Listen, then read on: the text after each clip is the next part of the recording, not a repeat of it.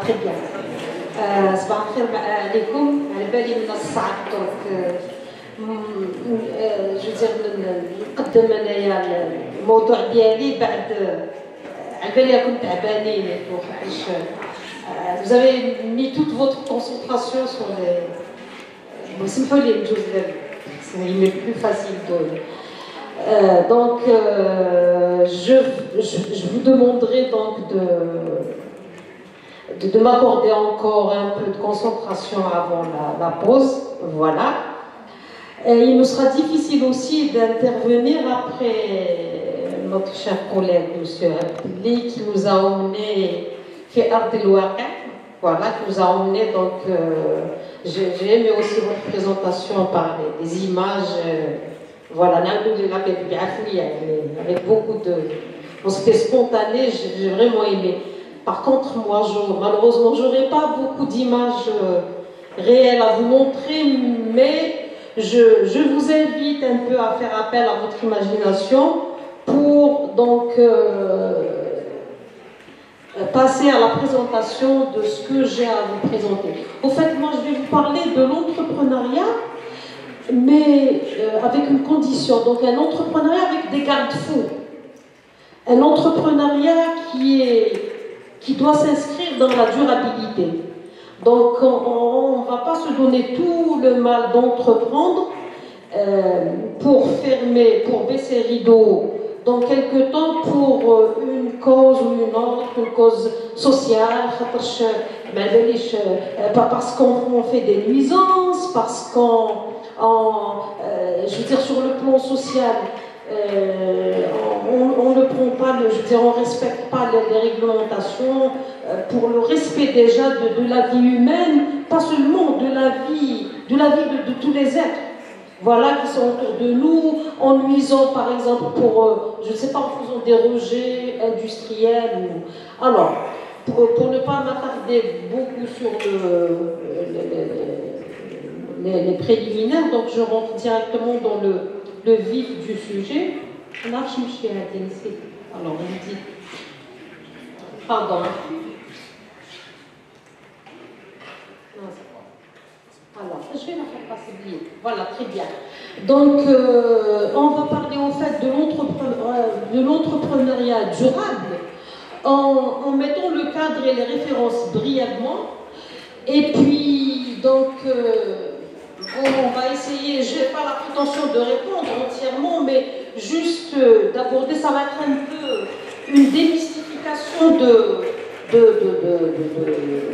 l'entrepreneuriat durable, sur lequel je vous invite donc à vous documenter par la suite.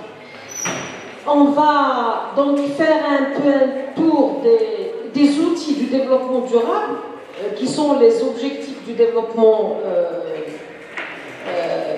les objectifs du développement durable. Et puis, on va aussi dérouler notre présentation avec des cas concrets, donc en passant donc par une simplification de ces objectifs du développement durable qui sont un peu nombreux.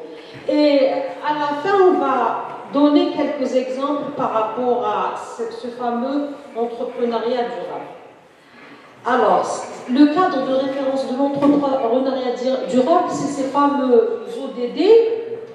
Donc, l'actuel agenda pour les ODD, donc il est fixé pour 2030. Donc, tous les pays qui font partie des Nations Unies donc, se sont engagés à respecter ces ODD.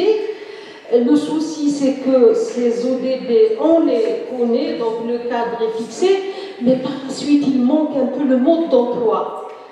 Pour les gouvernements, déjà, il n'y a pas de, je veux dire, de ligne directrice. Donc, chaque pays met ses indicateurs, ses objectifs pour donc, faire avancer ces objectifs de développement durable.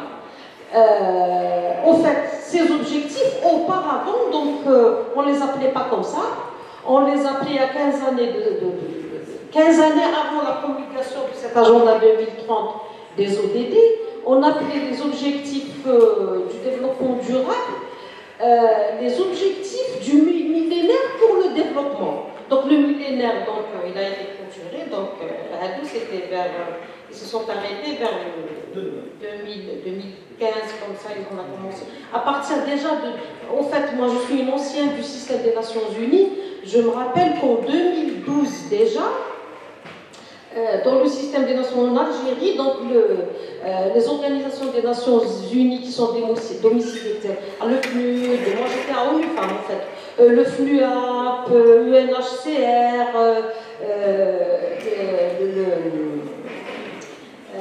l'OIT aussi, donc travailler sur ça. Donc il y avait beaucoup de focus group, on rencontrait les NAS pour travailler sur ça. Moi, comme j'étais une ancienne de l'ONU Femmes, j'ai été invitée pour un focus group justement avec des artisanes, des associations de femmes qui travaillaient sur l'artisanat pour participer à la préparation des ODD, donc à répondre un peu, je veux dire, à clôturer le travail sur les OMD pour préparer les ODD, dont l'agenda va être clôturé en 2030. Pardon. Les engagements des pays portent en fait sur 169 cibles. Contenus qui s'intègrent dans les 17 objectifs. Donc, fin 2030, ils vont revoir tout ça, jusqu'où ils sont arrivés dans la réalisation de ces indicateurs, et ils vont préparer un autre agenda par la suite, peut-être jusqu'à 2060 ou la 2050. Bon, je ne saurais pas vous dire, moi je ne travaille plus pour... Bon, là, mais par la suite, c'est un cadre international. Pour vous dire qu'on est tous concernés. Et quand on est dans le cadre de l'entrepreneuriat, donc j'aimerais bien que par la suite, pour ceux d'entre vous qui vont créer leur entreprise, et j'espère que vous serez nombreux et nombreuses, donc que vous pensez aussi à ces objectifs mondiaux. Parce que tout le monde est concerné. Vous êtes concerné comme un pêcheur en Amérique latine ou une femme qui fait du pain fait Gaza, ou là, je ne sais pas, une américaine qui travaille à la Silicon Valley. Là, tout le monde est concerné. Alors, oui, donc pour enchaîner, donc tout le monde a un rôle capital dans ces objectifs du développement durable. Ça ne concerne pas tous les gouvernements. Voilà, donc c'est à l'atteinte de ces objectifs, elle concerne tout le monde, donc à toutes les échelles et à tous les niveaux. Par la suite, donc, oui, ces objectifs de développement durable, ils sont dans un triptyque connu, je dirais, qui a été universel. Alors, le social, l'environnemental et l'économique. Bon, pour l'anecdote, moi, j'ai travaillé au fait aux concessions agricoles. Et quand j'ai fait partie du premier pool d'ingénieurs qui a travaillé au niveau des concessions, dans les concessions, on avait le guide du concessionnaire. Oui, mais on avait comme ça, on n'avait pas de... Mais le problème, dans le guide du concessionnaire, là, ce qu'on nous apprenait, le programme, c'était au lancement des concessions, mais qu'est-ce qu'on nous a appris? On nous a appris que les entreprises de production de biens ou de services agricoles ou d'élevage, qu'on allait donc accompagner, on allait accompagner les jeunes à créer ces entreprises. Par la suite, notre credo, qu'est-ce qu'on nous a appris? Et qu'on a écologiquement durable, écologiquement durable, socialement acceptable et économiquement viable. Voilà, et quand on partait sur le terrain, on expliquait ça, voilà, c'est tout. Mais par la suite, quel est le message qui est arrivé, le rien? Je veux dire, on apprenait ça. Là, je comprends d'où est-ce que c'est venu. Voilà. Là, alors, je continue. Alors, voilà. Pourquoi donc cet entrepreneuriat durable? Donc, pourquoi? Parce que quand on crée une entreprise, voilà, on touche à plusieurs problématiques, donc qui sont conchevêtrées, qui sont multiples, et c'est un dilemme au fait. Donc, pour entreprendre durablement, il faudrait trouver l'équilibre. L'équilibre entre les facteurs environnementaux, sociaux et économiques. Et puis dans une optique à long terme, parce qu'il faut penser aussi aux générations futures. Donc, je ne vais pas le siècle, et puis je ne vais pas pomper toute l'eau, et puis par la suite, les générations qui vont venir par la suite, et me c'est comme tout ce qui est donc l'agriculture à grande échelle. On entend parler de la production des amandes en Californie, des problèmes qui sont rencontrés, tout ce qui est toutes les serres dans le sud de l'Espagne. Donc c'est devenu une mer de plastique. Je ne parle pas de la mer à la pollution des océans, mais quand on fait des vues aériennes, vous voyez tout le plastique. Je veux dire, quand on entreprend à petite échelle du moins, donc pour une question d'éthique, d'humanisme, je ne sais quoi. Donc, il faut se mettre le garde-fou. Et encore une fois, le problème, c'est que ça reste délicat. Parce qu'il n'y a pas de guide qui s'applique forcément pour chacun. C'est des choses qu'on apprend, je ne sais pas, peut-être je ne saurais pas vous dire, mais il n'y a pas d'indicateur déjà pour les États, encore moins pour les personnes, mais quand on fait un investissement, il faut toujours se mettre dans la... Moi, je ne suis ni psychiatre, ni psychologue, mais il m'est difficile de parler de ça. Dans quel terme? Est-ce qu'on parle de morale, d'éthique, de tarbiya madaniya? Moi, je suis passée quand on était petit, c'était l'éducation civique, l'éducation religieuse. En fait, c'est tout ça à la fois. C'est l'éducation d'un humain, un humain avec un grand H. C'est toi. Je ne saurais pas de toute façon. Je suis agronome comme vous. Donc, entreprendre pour préserver l'environnement. Donc, on a dit que les ressources naturelles, elles ne sont pas infinies. Il y a la cohésion sociale aussi. Donc, pour favoriser la solidarité, à contribuer au bien-être de tous. Merci, monsieur Abdelé, il y a dans votre présentation. Et aussi une économie responsable. C'est quoi une économie responsable? C'est encore une fois concilier entre les enjeux économiques avec les principes éthiques. Donc il s'agit d'éthique. En adoptant des modèles alternatifs. C'est quoi un modèle alternatif? ماشي نروح ندير l'entreprise غير باش نربح. Il y a des modèles où أنا نربح صح en respectant l'environnement, en respectant l'abad, en respectant tous les êtres vivants, donc que ce soit des insectes, des animaux, des végétaux. Voilà. Donc ماشي وحدي وبعد الكفن. ماشي après moi le dirigeant. C'est tout à fait le contraire. Alors. Et une économie responsable, ça peut être de l'économie sociale et solidaire aussi. Donc merci M. Abdelé encore une fois.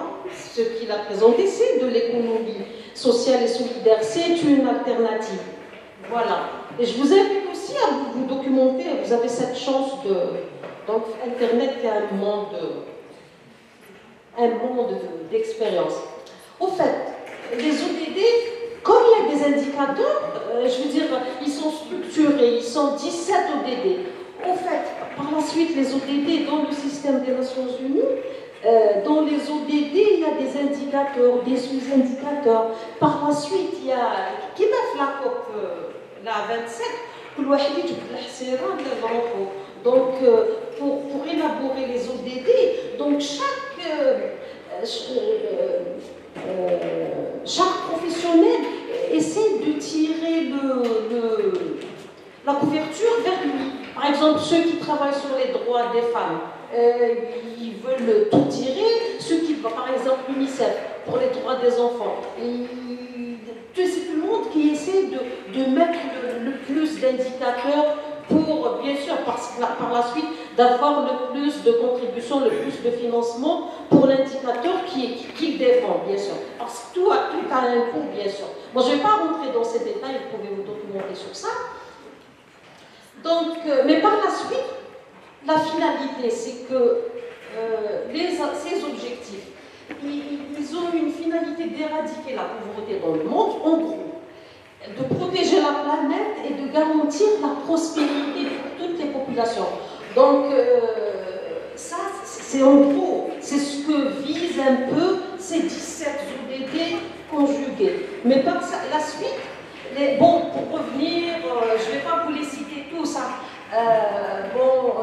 Il y a tout ce qui concerne on a dit qu'ils sont imbriqués, ils sont liés. Qui dit donc éradication de la pauvreté, c'est en lien avec la lutte contre la faim, c'est en lien avec la santé, c'est en lien aussi avec l'éducation de qualité. C'est ce qui nous mène à préserver notre santé, à investir, à entreprendre durable, à gagner de l'argent. Il y a l'assainissement, au fait, je ne vais pas vous énumérer les 17 ODD, vous allez les retrouver, bon, c'est pas moi qui les ai inventés bien sûr, mais par la suite,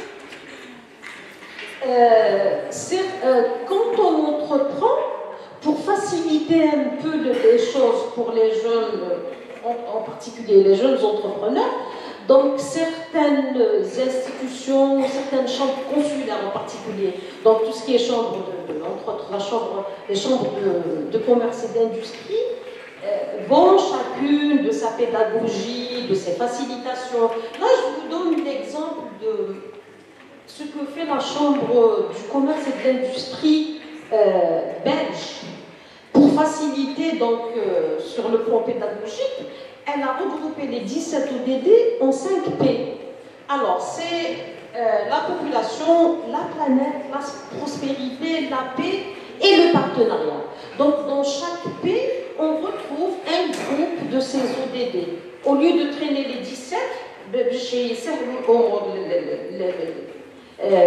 les entrepreneurs, ils leur expliquent comme ça. Donc, dans la population, il y a tout ce qui est une politique de ressources humaines durables, le bien-être au travail, la formation continue.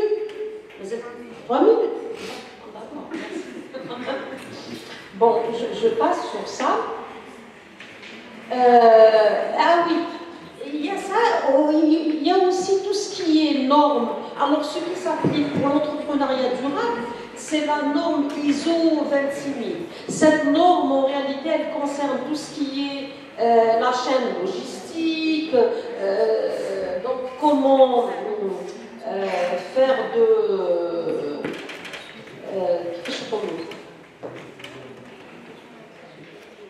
alors, la chaîne logistique et comment faire pour éviter les catastrophes. Voilà. L'isticharaf, j'ai dit le mot blanc. Voilà, la perspective, merci. Alors, et comment entreprendre durablement? Là, je vous ai pris que le social et l'environnemental. Je n'ai pas pris l'économique parce que c'est l'investissement et tout. J'ai pris que ça. Donc, pour abonder dans la même, je vous ai donné les 5 P et tout. Par la suite, je me suis évertuée à vous mettre des exemples. Voilà. Donc, tout ce qui est réglementation, le respect de la réglementation du travail, par exemple. Là, le travail des enfants, on ne devrait pas faire travailler des enfants. La réglementation applicable au travail des femmes aussi. Les droits des femmes, je veux dire, des congés de maternité, faudrait-il déjà que les gens soient assurés en premier? En fait, quand je suis une ancienne de l'enseigne, j'étais cadre supérieur à la direction générale, des fois, bon, pour ne pas critiquer l'enseigne, mais l'enseigne aide ses promoteurs à créer des entreprises, mais par la suite, ceux qui créent des entreprises avec l'aide de l'enseigne, des fois, ils n'assurent pas leurs travailleurs. Moi, je m'amusais, des fois, c'est la femme de ménage. Ah, au fait,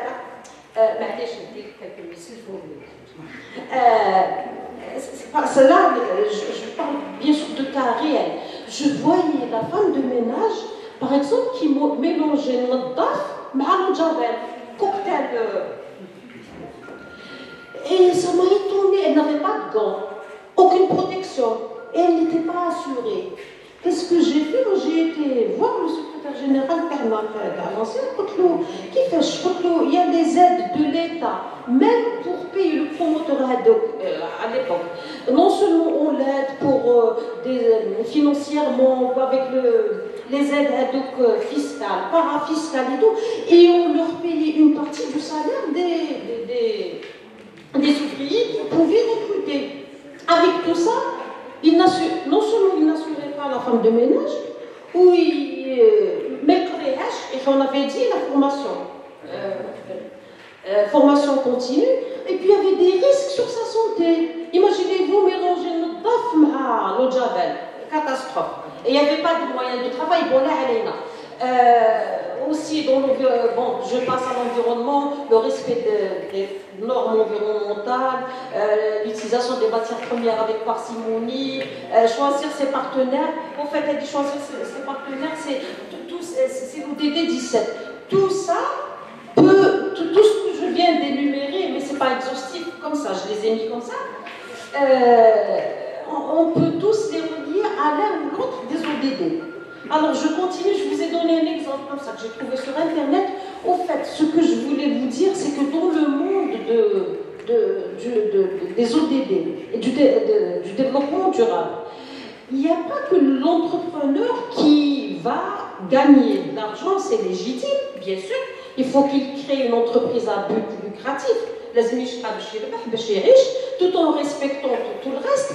Mais il y a tout le côté économie sociale et solidaire, les coopératives, les associations, tout ça, c'est applicable pour les deux. Mais quand on parle, en fait, pour revenir dans les programmes de développement, quand une thématique concerne toutes les activités, tous les acteurs, on l'appelle une thématique transversale. Par exemple, la thématique du social pour une entreprise environnementale, c'est une thématique transversale. Par exemple, dans l'investissement, si on parle de droit des enfants, c'est le droit des personnes en situation de handicap, c'est une thématique transversale. Tout ça, le transversal, il s'applique pour ça. Mais par la suite, on peut trouver des entreprises qui sont exclusivement dans le développement durable et de la biodiversité. C'est dans la slide qui va suivre. Ça va être la dernière. En fait, je vous ai pris donc un exemple pour l'activité, la deuxième activité la plus polluante, qui est la filière papier. Mais là, je vous ai pris un exemple sur l'entrepreneuriat circulaire dans la filière papier. Donc, elle est basée sur 3 domaines d'action et sur 7 piliers. Donc, les domaines, c'est la gestion des déchets, l'offre des acteurs économiques et la demande et le comportement des consommateurs. Parce que quand on crée une entreprise aussi, on est un peu redevable même par rapport au comportement des consommateurs. Avec un emballage, les donne le consommateur ou bien qui viennent polluer encore plus. Voilà, bon, je passe sur ça pour vous montrer quelque chose qui me tient à cœur. Au fait, ça, j'ai entendu parler que être agronome, c'est une chance parce qu'on est au cœur de la biodiversité. Et ça, c'est un exemple réel sur un programme que j'ai coordonné entre le ministère de l'Environnement et l'Union internationale pour la conservation de la nature, qui défend surtout les ODD concernant la biodiversité. Et dont l'Algérie est membre. En fait, l'Algérie est membre de cette organisation qui a un siège aux Nations Unies. Et ça, c'était dans le cadre d'un programme que j'avais géré pendant 3 ans avec le ministère de l'Environnement. Mais là, nous avons des thématiques qui sont purement dans la biodiversité. Là, on n'est plus... la biodiversité, elle devient la source de notre gain. Pour vous dire qu'on peut gagner... on a à gagner, bien sûr, d'utiliser tout ce qui est ressources naturelles, mais en le respectant un peu. Je peux vous donner plein d'exemples là, à part ça. Donc, on peut faire la valorisation des ressources naturelles, tout ce qui est les huiles, l'extraction des huiles, la production de plantes médicinales, mais de manière raisonnée, bien sûr. On peut faire de l'apiculture et de développer les produits de la ruche. Il y a une panoplie de produits, mais tout en travaillant avec Nijmas, elle est là aussi pour préserver l'environnement et c'est un indicateur aussi. On peut faire aussi de l'agri ou l'agroécologie. On peut faire aussi de tout ce qui est écotourisme, bien sûr, Égypte, ruraux. Et pour l'anecdote, pour rassurer les profs, je vais vous raconter, je vais terminer sur cette note un peu positive. Donc, dans tout ce qui est... Alors, dans tout ce qui est le travaux sur le fluvial, les entreprises qu'on crée pour sur le milieu aquatique terrestre. Voilà. Là, sur les rejets des effluents, des oueds et tout, quand j'étais à l'enseigne, on avait une promotrice qui avait fait un projet innovant pour revenir à l'innovation aussi. Elle sort de Bafzoua et elle crée son propre job. Elle a monté un projet avec l'enseigne, une entreprise plutôt. C'était un bureau d'études sur le milieu fluvial et marin et tout. Imaginez-vous, elle faisait travailler qui? Ça va rassurer les profs de l'agro. Eh bien, elle ramène ses profs en consultant. Ils étaient tous contents. Imaginez-vous que c'est le disciple qui fait travailler le maître. Sur ce, merci beaucoup pour votre attention.